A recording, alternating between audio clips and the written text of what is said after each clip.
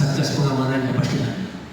Kan tidak sembarang orang tidak boleh masuk, apalagi di dalam masjid. Masjid nanti akan disterilkan siapa yang ada di situ. Mungkin masyarakat yang biasa sholat di situ ya tidak di situ. Untuk sementara itu yang disampaikan. Mudah-mudahan ini nanti dapat menjadi titik temu jalan, karena ini memang tidak bisa sekali di sini ya Bang ya. Kami akan sampaikan nanti kalau memang perlu ya dikumpulkan lagi bagaimana menyampaikan ke satuan tugas yang di Patung Mania. Terima kasih. Assalamualaikum warahmatullahi wabarakatuh.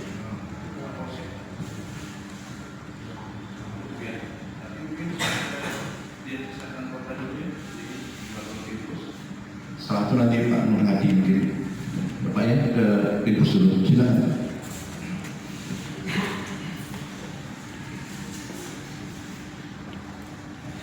Dinas Kesehatan Puskesmas. Terima kasih Bapak Camat, Pak dan Rahim, Pak Polsek dan Pak Dewan, Pak Lurah, serta warga masyarakat Balikpapan Timur yang saya hormati. Assalamualaikum warahmatullahi wabarakatuh. Selamat siang, salam sejahtera bagi kita sekalian. Saya sehari-hari bertugas di Puskesmas Manggar Baru. Nah, kebetulan saya diminta Pak Camat untuk mendampingi beliau, tapi saya hanya berbicara dari masalah teknis saja. Ya. Jadi, kenapa harus ada isolasi? Kenapa harus ada wisma isolasi tersendiri? Sebenarnya yang masuk di situ bukanlah yang berpenyakit berat. Kalau dulunya kita sebut sebagai OTG. Artinya saudara-saudara kita ini bisa berbelanja, bisa yang dulunya ya kita tidak tahu bahwa dia OTG. Artinya dia sehat saja, kondisi fisiknya sehat, tidak sesak, tidak batuk, tidak panas. Dia bisa berinteraksi dengan kita. Nah, inilah yang menularkan sebenarnya. Makanya ketika diperiksa dan dia positif, itu akan direncanakan masuk di wisma isolasi. Sebenarnya itu sudah dilakukan pemerintah kota di Wisma Silvia, nggak salah ya, di Wisma Silvia. Tapi itu kamarnya terbatas, sekarang penuh. Nah, yang ditangani di rumah sakit adalah mereka-mereka yang perlu alat bantu nafas, ya, karena orang tua, anak-anak, ibu hamil atau ada penyakit peserta seperti yang dikatakan Pak Datamit, ada paru-paru, ada kencing manis. Itu yang bikin penuh di rumah sakit. Sehingga yang masih sehat-sehat ini dianggap bahwa jangan dia bikin penuh di situ. Kasihan yang mau masuk tidak bisa karena tidak ada tempat. Maka dialihkan ke wisma yang di Silvia itu. Tetapi kenyataan sekarang penuh juga. Maka pemerintah berpikir ya mungkin ada tempat lain yang harus dipilihlah embarkasi. Nah, secara teknis sebenarnya bahwa yang dipakai itu hanya bagian belakang yang seperti hotel itu, yang seperti hotel wisma apa namanya itu ya, itu yang dipakai karena sangat ideal sekali, bahkan untuk isolasi yang sehat melampaui fasilitas di rumah sakit. Kenapa? Setiap kamarnya dibuka langsung berhubungan dengan dunia luar. Artinya matahari, udara terbuka. Jadi seperti itu. Sehingga mempercepat penyembuhannya. Kemudian yang kedua, bahwa dia hanya dibatasi di belakang. Orang-orang yang bisa masuk ini adalah orang-orang yang pakai baju astronot dan tidak setiap saat kontak. Mereka melakukan pemantauan dengan HP, dengan apa. Jadi ada petugas medis yang jaga, mereka semua diambil HP-nya, artinya dicatat nomor HP-nya. Kalau ada keluhan yang sesak, baru mereka masuk. Kalau tidak ada, tinggal ditanya paginya, 2 kali setiap hari. Paginya ada panas atau tidak. Kalau ada perubahan panas, akan masuk diperiksa. Perlu dirujuk ke rumah sakit, itu lagi yang dirujuk. Artinya dari biasa-biasa saja, OTG masuk ke yang berat, maka perlu rumah sakit. Nah, ini kalau di rumah sakit penuh, nggak akan bisa masuk. Akhirnya ya bisa meninggal di situ. Ini yang berbahaya. So itu pemikirannya pemerintah. Berikutnya dari zona merah ini, mereka katakan itu zona merah, wismanya itu hanya petugas-petugas tertentu masuk dan tidak selalu di situ. Ketika mereka keluar harus buka semua HP-nya, musnahkan. Lalu dia masuk masuk di zona kuning. Zona kuning ini untuk pemantauan semua, penyediaan makanan dan sebagainya sudah di situ. Nah, zona kuning ini di situ ada masjid. Nah, ini yang masih memang dipikirkan, apakah masjid ini masih bisa dibuka, tapi tentu tim ahli yang menentukan nanti. Ya, tim ahli yang menentukan nanti apakah masih dibuka atau tidak. Tetapi dari pembicaraan sementara bahwa itu bisa dibuka. Kenapa? Karena orang-orang yang jaga ini, para sukarelawannya, para tenaga medisnya, para petugas keamanannya, mereka sih tidak tinggal di situ, pulang juga ke rumahnya. Artinya secara teknis dijamin bahwa tidak membawa penyakit dari dalam. Gitu. Ya, secara teknis loh. Ya, tentu dibuktikan dengan nanti setiap periodik mereka diperiksa swab. Kalau positif langsung masuk, jangan lagi dia bertugas. Begitu teknisnya. Nah, kemudian yang di luar itu sampai di pintu gerbang pintu gerbang embarkasi itu sudah zona hijau seperti saya yang di luar sini. Jadi di situ kita bisa datang kalau mengantarkan keluarga yang di dalam. Ini di situ kita titik, kita tidak langsung masuk. Jadi tidak ada interaksi memang di blok di zona merah dan zona kuning. Sebenarnya begitu teknisnya. Nah, apa kekurangannya setelah dilakukan itu tentang embarkasi? Sebelumnya ketika penuh di Wisma Silvia itu ada teknik tersendiri bahwa rawat di rumah. Artinya diperiksa positif, sehat-sehat, tidak ada masalah, kamu rawat di rumah, nanti dipantau selama 10 hari. Tetapi kenyataannya ada kejadian ketika dia mulai sesak, lari ke satu klinik. Di satu klinik itu setelah diperiksa semua, lalu dia katakan bahwa saya sebenarnya positif. Lalu ditutuplah klinik itu. Bukan ditutup untuk pembersihan. Ya, untuk pembersihan, bukan karena ada orang petugas kesehatan di situ tertular, itu untuk pembersihan. Nah, jadi kalau dirawat di RT kita masing-masing, bisa saja sebenarnya, dan itu memang ada dalam ketentuan pemerintah, boleh dirawat di RT kita masing-masing. Nah, tapi ya kita juga harus bisa untuk menentukan bahwa ini orang tidak keluar dari rumahnya. Artinya kita masyarakat. Nah, kenapa yang di sana itulah yang dimasukkan nanti kalau yang punya anak kecil di rumahnya nggak bisa dirawat di rumahnya, punya lansia di rumahnya nggak bisa dirawat di rumahnya, dan punya orang-orang yang mungkin sakit paru-paru, sakit kencing manis, sakit tekanan darah, sakit jantung, penyakit kronik itu nggak bisa. Makanya disiapkanlah di embarkasi itu. Jadi sebenarnya tidak semuanya. Mudah-mudahan yang disiapkan itu sekitar 200-an lebih tempat tidur tidak sampai penuh. Dan kalau sedikit ya petugas kesehatan juga ringan, kalau sedikit petugas satgas COVID-nya pun juga agak ringan. Saya kira demikian Pak Camat penjelasan saya. Terima kasih banyak. Assalamualaikum warahmatullahi wabarakatuh. Waalaikumsalam warahmatullahi wabarakatuh. Waalaikumsalam. Yang saya hormati juga Bapak RT 53, Pak Hadi Mudu, hadir di sini bersama kita. Tadi disebut oleh Bapak Ibu sekalian kaitan dengan RT. Mungkin yang saya hormati Pak Hadi, Pak, silakan nanti memberikan.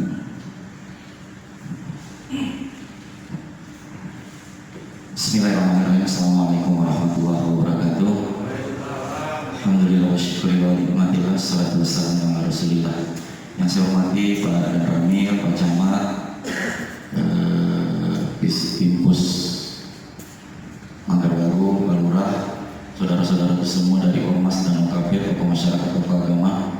Alhamdulillah, syukur pada Allah pada pagi hari ini dengan semangat kemanusiaan Pak, tentunya semangat kepedulian kepada Balikpapan Timur, dengan keikhlasan yang luar biasa kita sama-sama berkumpul di tempat ini untuk menyampaikan aspirasi. Jika berbicara masalah penampungan isolasi COVID-19 di asrama haji, kalau mau berbicara menolak, saya adalah orang yang paling takut Pak. Karena mungkin tidak ada rumahnya yang paling dekat dibandingkan asrama haji dibandingkan rumah saya. Bukan pintu saja, saya sudah melihat pagarnya asrama haji. Dan yang harus diingat Pak, mungkin Pak Pimpus lebih tahu, WHO sudah menyampaikan bahwa penyebaran COVID ini bukan hanya melalui droplet, tapi sudah melalui udara. Itu yang harus kita ingat, Pak. Berarti ini bukan main-main.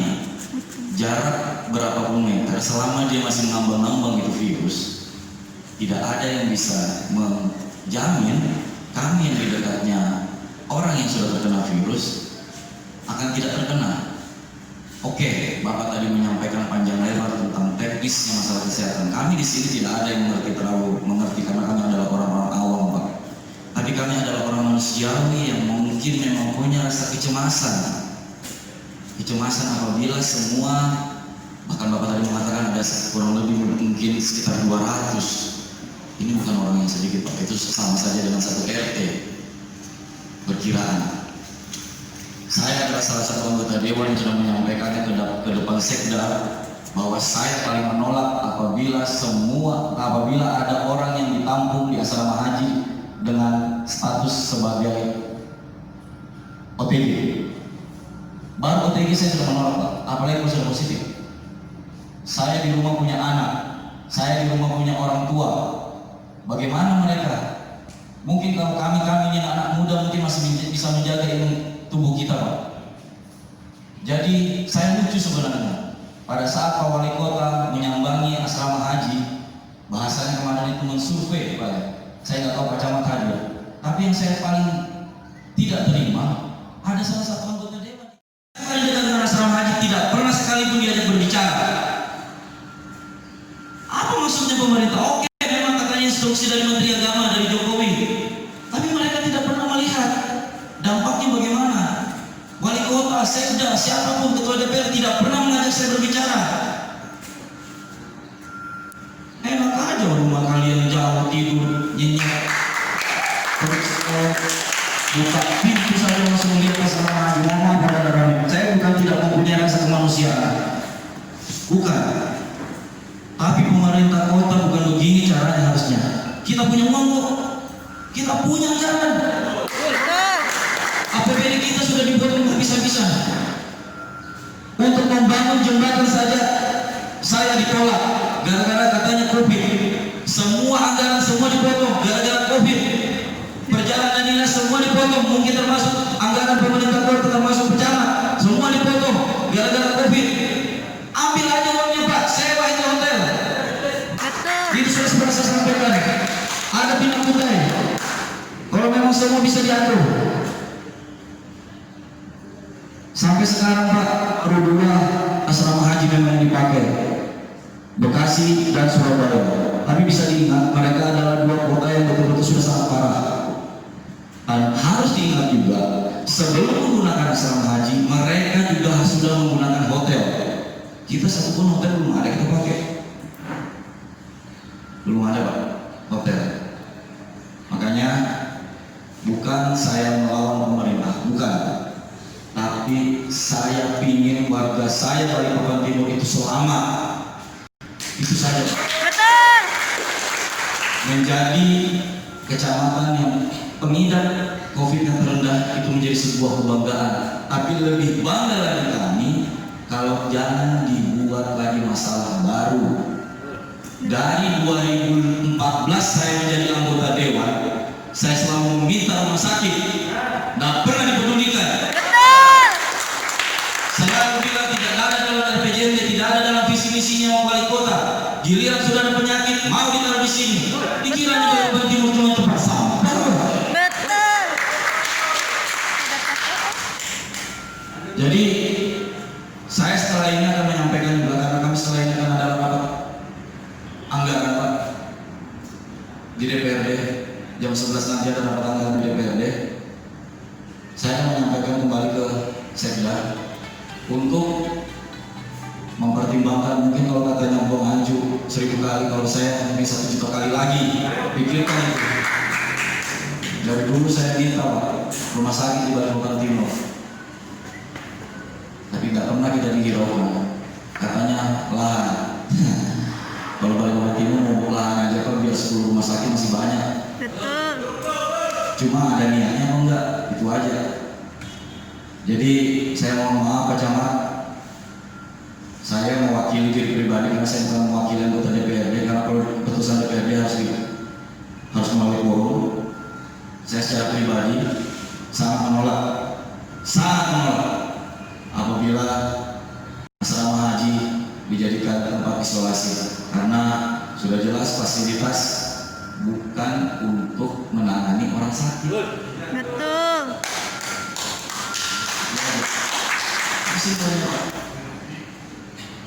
Mungkin itu aja yang saya sampaikan kepada teman-teman semua. Semangat terus kawan-kawan. Terima kasih kita sudah mau bersatu seperti ini. Jadi kita dari Timur. Mudah-mudahan Pak Camat juga bisa mewakili kami juga di Balikpapan sebagai orang tua kita di Balikpapan Timur untuk menyampaikan langsung kepada Pak Sekda, karena saya juga akan menyampaikan juga langsung kepada Pak Wali Kota. Wallahu a'lam. Assalamualaikum warahmatullahi wabarakatuh. Waalaikumsalam warahmatullahi wabarakatuh. Terima kasih Pak Nur Hadi. Baik Bapak Ibu sekalian, sebagaimana tadi kita sudah mendengarkan semua, dan tentunya ini adalah sebagai salah satu aspirasi, dan di awal saya sampaikan bahwa kami mencoba untuk menyampaikan khususnya saya gugus tugas COVID dan kemudian ke Pak Wali langsung, dan ini saya buatkan laporan. Maka saya katakan kita tidak bisa memutuskan, tapi ini akan kita bawa aspirasi ini. Tentunya nantinya apapun hasilnya, seandainya nanti ada pertemuan kembali oleh gugus tugas tingkat kota atau Pak Wali, ini nanti akan kami sampaikan. Jadi sekali lagi Bapak Ibu sekalian, mungkin ini yang dapat kita lakukan. Silakan Pak.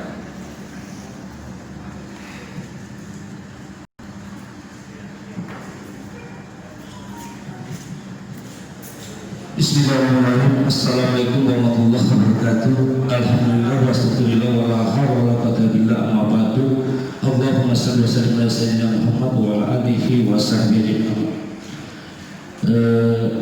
Yang terhormat anggota dewan atau atas nama masyarakat, khusus Musbikah dan dari kesehatan, kami bersyukur, terima kasih sebesar-besarnya sama KMPI dan OKP yang betul-betul ingin membantu masyarakat yang ada di Balikpapan Timur.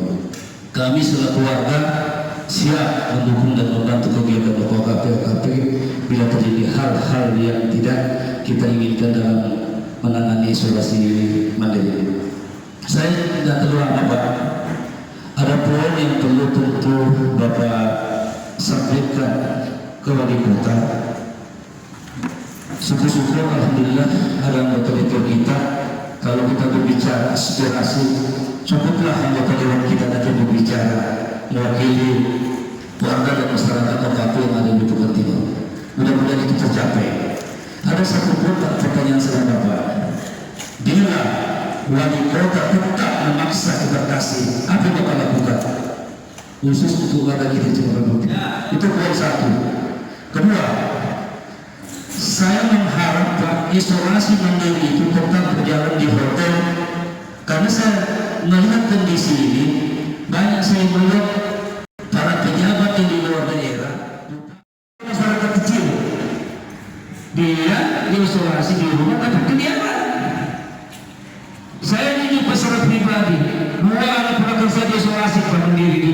Saya setiap hari jalan di mobil. Hasilnya pas selesai semuanya dicek, ternyata negatif. Saya 2 minggu 3 minggu jalan terus. Kalau itu pas seorang karyawan suruh perusahaannya isolasi di hotel. Kalau itu alhamdulillah Balikpapan Timur kita cek semua, alhamdulillah Pak, paling sedikit bisa dihitung jumlahnya. Sekarang kalau ada 200-an Pak, pasti warga Balikpapan Timur semua. Alhamdulillah isolasi di embarkasi di wilayah Balikpapan Timur keluar tanggal terdak OPG 200 jumlahnya. Itu bunyinya Pak. Di mana? Asrama haji Balikpapan Timur. Saya tidak menyinggung yang lain, teman-teman yang lain, cuma minta proyek. Apakah keputusan Wali Kota itu mohon Pak Nur Hadi coba betul-betul tutup embarkasi itu, 1 orang pun tidak boleh masuk Pak. Terima kasih. Assalamualaikum warahmatullahi wabarakatuh.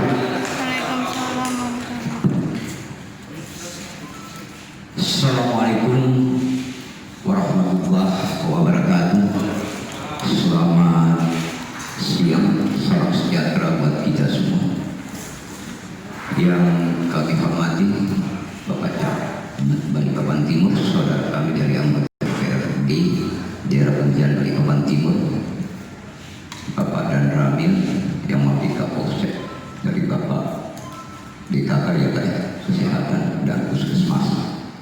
Yang pertama yang perlu kami sampaikan bahwa yang kaitannya COVID-19 adalah masalah krusial yang menjadi beban negara saat ini. Kedua, bahwa saya melihat di kota kita ini di Balikpapan, ketika terjadi baru bergejolak aparatnya semua. Tidak ada mengantisipasi bahwa pelaku-pelaku yang bisa terkena itu ada di tingkat RT Pak. Saya sudah pernah melaksanakan vaksin COVID-19 itu kita sudah melaksanakan disinfektan 65 sarana ibadah. Di situ pemerintah lagi terdiam.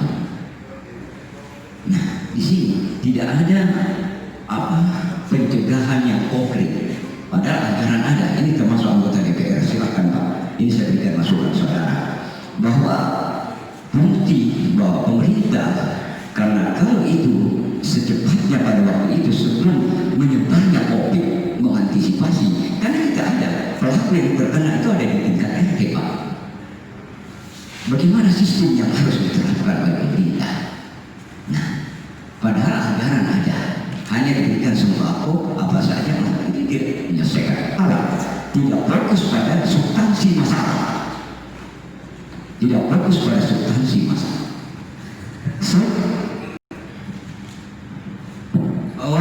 Jangan sampai menghabiskan anggaran saja Pak. Anggaran itu kan bisa direkayasa. Dengan COVID kita bisa jadikan anggaran itu ada kepentingan di dalamnya. Ini jangan sampai Pak, rakyat dikorbankan. Nah, jadi sistem yang saya melihat pemerintah Kota Balikpapan kurang efektif, karena banyak yang perlu. Nah, jadi itu Pak, bahwa kalau bisa apa yang kaitannya dengan embarkasi haji, apa bisa tidak menjamin? Kita tidak melarang Pak, karena itu adalah fasilitas pemerintah dan ini masalah pemerintah, masalah besar yang krusial Pak. Nah, apa bisa tidak menjamin? Karena penularan virus COVID itu, apalagi di udara itu tersebar, itu langsung spontanitas dia penularannya itu. Nah, jadi yang kita harapkan ke depan, aspirasi yang disalurkan masyarakat itu ditampung, dijadikan bahan, dan kebetulan ada anggota DPR, silakan Pak Nur Hadi, karena saya juga melihat anggota DPRD di Balikpapan Timur Dapil ini kelihatannya hanya beliau saja yang selalu berbicara. Yang lain gimana? Padahal dia itu wakil rakyat. Kita buka undang-undang, wakil rakyat yang mengatakan semestinya mereka itu merespon, yang 5 ini merespon apa sih bahwa dia mewakili rakyat kepada pemerintah. Sampai rakyat datang seperti begini kan tidak pantas Pak Nur Hadi. Sebenarnya wakil 5 wakil ini yang bisa mewakili. Kalau DPR itu punya kekuatan secara yuridis formal, kekuatan hukum, dia menjadi anggaran pembuat undang-undang. Coba DPR. Tapi inilah dinamika kita Pak Camat dan rekan-rekan juga, sekitar kesabarannya. Mari kita bangun kebersamaan antara pemerintah dan termasuk juga aparat hukum. Kita berharap semua akan terselesaikan. Wabillahi taufiq wal hidayah. Assalamualaikum warahmatullahi wabarakatuh. Terima kasih Pak Hamzah. Selamat datang Pak Sri dari DKK. Beliau juga sebagai salah satu gugus tugas tingkat kota. Pak RT, ada yang disampaikan?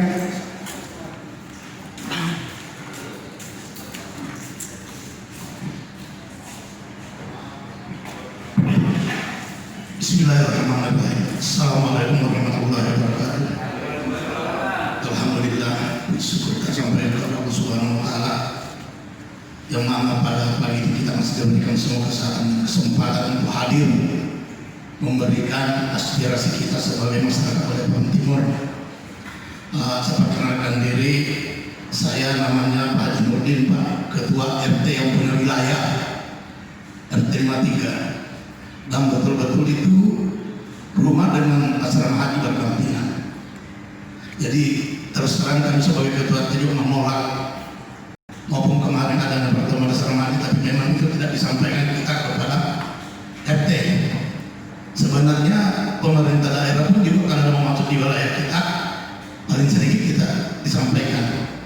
Tapi saya tidak tahu menyinggung, tidak terlalu jauh menyinggung masalah COVID-19 ini Pak ya. Cuma kita melihat dengan kacamata kita sendiri bahwa petugas menangani COVID ini yang bertanggung jawab adalah Dinas Kesehatan. Begitu Pak ya. Tetapi Dinas Kesehatan sekarang begitu gampang mengatakan bahwa Balikpapan kita ini adalah zona merah, selalu merah. Padahal kita menilai Balikpapan Timur bisa dinilai berapa orang yang terkena. Akhirnya kita dulu terhalang dan takut. Bukan kita tidak takut, tapi kita takut Pak. Kita takut ini. Mungkin kita melihat kemarin di dalam bulan puasa kita neraka bagi orang Islam terjadi. Dilarang ke masjid, dilarang melaksanakan ibadah Jumat, semuanya harus ditutup. Alhamdulillah masjid terbakar satu di pada bulan puasa. Itu satu sudah kelihatan rahmat yang diturunkan bukan rahmat, tapi musibah dan asap. Pada bulan puasa diturunkan asapnya, dibakar masjid terbakar, ludes. Karena selalu kita diancam, selalu kita dikasih tahu zona merah, zona merah, zona merah. Saya sudah lama menyatakan bahwa saya ingin ada suatu ulama, ada suatu ustaz yang mengaku ulama dan ustaz berdiri di depan pintu masjid bahwa jangan turun ke masjid sholat, saya akan tanggung di akhirat. Anda tidak perlu sholat di masjid, tapi hanya kalau bicara di forum begini saja, zona merah, tidak ada dibuktikan, gitu loh. Pernah terjadi lagi ada cerita 7 orang kena di RT berapa? RT 3 Pak. Ternyata saya minta maaf sama pacar, saya langsung taruh baca. Saya nangis Pak sholat asar di rumah itu. Langsung saya taruh pembacaan, betul Pak Camat pada siang saya didatangi, saya pegang 3 masjid Pak. Di belakang kelurahan saya juga takmirnya, di atas saya juga di pinggir saya juga takmir masjidnya. Saya datang di rumah mengatakan Pak jangan ke masjid ditutup semua masjid. Saya nangis Pak. Saya langsung taruh pembacaan, betul Pak. Saya datangi RT-nya disolasi juga nangis juga RT-nya. Demi informasi yang tidak jelas Pak. Jadi kami berharap kepada petugas kesehatan dibuktikan gitu loh, bahwa di sini sekian dibuktikan, jangan hanya berita. Karena kalau kita hanya berita ini kan banyak berita hoax. Bapak sendiri mengatakan biasa jangan terlalu dengar berita-berita banyak hoax gitu Pak ya. Jadi kami itu masyarakat kecil begini ingin dibuktikan. Apalagi sekarang ini mau ditampung di rumah sakit apa? Di asrama haji, memang sih sebenarnya boleh, tapi ini kan anggaran nggak ada. Kenapa harus dibuang ke timur? Kita ingin itu timur jadi contoh sebenarnya. Kita itu nggak ingin kita Balikpapan Timur sebagai contoh berapa Balikpapan, berapa camat sebagai papan ini Pak. Karena terus terang aja di Balikpapan kota itu banyak orang sombong. Di Pandan saja ditanya kenapa nggak pakai masker, kendala corona di sini, coronanya takut. Itu dipacang loh. Di Pandan saja. Kami sendiri yang dengar dengan kuping kita bertanya, Bu, kalau nggak pakai masker, di sini tidak ada corona Pak. Coba Pak, Balikpapan Barat berapa yang kena corona, Balikpapan Timur berapa, kan bisa dibandingkan. Nah gitu loh. Jadi kita yang sebagai orang Balikpapan Timur, kita mencari solusi yang terbaik, tapi jangan bawa penyakit buat kita. Nanti di samping jasa marga, lama bahasa dihindarkan, akhirnya semua mesti ditutup.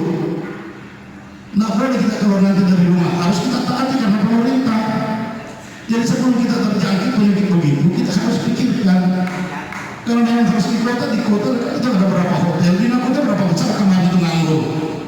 Boleh dicek kemarin di hotel, baru satu hotel Pak.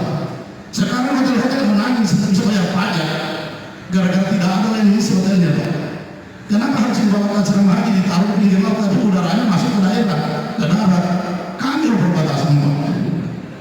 Kami punya anak, kami punya cucu di situ bermain di samping asrama haji. Masa anak kecil asal bermain suruh pakai masker kan mustahil Pak ya. Jadi kami mohon sampaikan kepada pemerintah daerah bahwa mulai RT-nya dan masyarakat dan seluruh masyarakat menolak. Jadi pihak kesehatan juga kami mohon jangan selalu gampang mengatakan zona merah. Karena kalau sudah dinyatakan zona merah itu, ya kita harus waspada sekali sudah tahu. Kalau yang harus ada buktikan gitu loh. Ya tanpa bukti Pak, jangan senangnya berkata begitu mengancam-ancam kami sebagai orang masyarakat kecil yang awalnya tidak tahu apa-apa. Itu yang mungkin saya dapat sampaikan, minta maaf kepada Bapak Camat, siapa kepada kesalahan atau bicara, karena memang harus mengungkapkan Pak Camat, karena kebetulan rumah saya dengan asrama satu pagar, yaitu yang kita tidak bisa toleransi dulu ya. Kedua juga saya sebagai RT-nya di situ, mohon maaf kata masyarakat saya nanti. Kalau saya mengatakannya lalu saya di demo juga lebih parah cematnya. Saya mohon pengertian. Terima kasih. Assalamualaikum warahmatullahi wabarakatuh.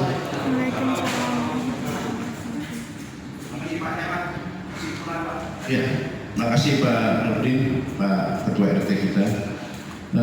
Di sini di tengah kita juga ada Pak Sri. Kemudian beliau juga sebagai salah satu tugas yang berada di kota. Nah, tentunya mungkin beliau dikirim ABM, mungkin ada hal-hal yang perlu disampaikan beliau yang kita perlu dengarkan secara bersama-sama untuk bisa kita simak begitu Bapak Ibu sekalian. Untuk itu kami persilakan Pak. Terima kasih. Assalamualaikum warahmatullahi wabarakatuh. Yang saya hormati acara sekaligus dengan speaker, yang saya hormati pimpinan Mas Banyak, yang saya hormati Bapak Ibu sekalian. Perkenalkan, saya Dr. Sriono, mungkin sudah berapa saya datang ke sini ya Pak ya. Kemarin urusan Jamban, ya, jadi betul Jamban. Jadi membantu masyarakat sini yang dimana kita harus mendeklarasikan bahwa bebas dedikasi yang sembarangan. Sekarang ini saya kebetulan salah satu satgas COVID di Balikpapan, di mana kenapa kok COVID ini mungkin yang dikatakan tadi Pak Haji, Pak, zona merah, dikatakan zona merah itu yang menentukan provinsi Pak. Itu berdasarkan tren dari kasusnya. Apakah penyakit ini ada? Penyakit ini kalau saya ngomong kasar itu ya ada, tetapi yang ditakutkan adalah bukan penderitanya. Kalau kondisinya kuat, dia akan kuat. Kita ambil contoh ilustrasi. Saya nggak akan takut, bukan berarti saya sendiri sering berhadapan dengan orang COVID. Dua pasti positif karena dia menolak untuk dirawat inap, akan dimasukkan di isolasi. Kita berpikiran kalau orang ini kita lepas, dampaknya bukan di orang itu, tapi dampaknya pada di lingkungannya. Kenapa di lingkungannya? Karena apa? Kita ambil contoh kemarin. Ini real, 2 hari yang lalu. Ini dari apa ya? Ini satu. Salah satu dari tim kita, namanya meninggal. Diperiksa, dia positif. Lacak. Ternyata anaknya positif. Lacak lagi. Orang tuanya tidak pernah kemana-mana. Anak ini merasa bahwa termasuk karena kondisinya kuat dia sebagai pembawa. Ternyata korbannya adalah orang tuanya sendiri. Sekarang yang perempuan orang tuanya, satu kemarin tidak apa-apa, tadi malam dia masuk ICU. Kebetulan kita adalah gimana caranya mengatasinya adalah mencari sebanyak-banyaknya penderita untuk dikarantina, baik itu yang sehat maupun yang sakit. Yang sakit itu akan ditaruh di rumah sakit, yang sehat biarkan dia di tempat sendiri. Karena aturan yang terbangun dari pusat di rumah. Tetapi masyarakat kita ini ketaatan untuk melakukan karantina di rumah itu lemah. Dia terkadang jalan-jalan. Kita ambil contoh kasus Semarang Rapat, kalau boleh saya buka sekarang adalah 43 sedia kala. Mungkin dari saya sekian, Pak Camat dan Musibah yang lain, yang